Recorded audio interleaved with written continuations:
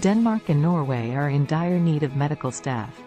That is why medical staff are being called from Middle East countries in Denmark and Norway, but until recently the licensing criteria of these countries were very strict, due to which people went there and got stuck.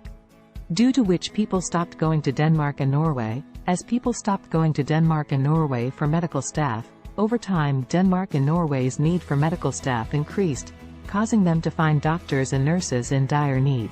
Because the procedure used to obtain a license in Denmark and Norway was that every doctor and nurse who went to Denmark and Norway had to go there and clear the language first, and then clear their exam in their language.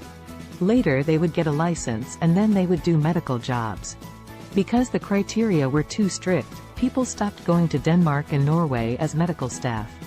Due to which Denmark and Norway have now simplified the process of obtaining a license, but now Denmark and Norway give the medical staff a 5-year temporary license, during which doctors and nurses work in as an assistant at the same time learn the language, and after learning the language they are licensed.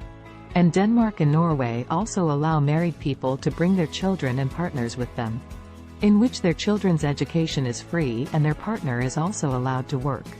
Denmark and Norway issue licenses only after clearing the language, which requires only language learning.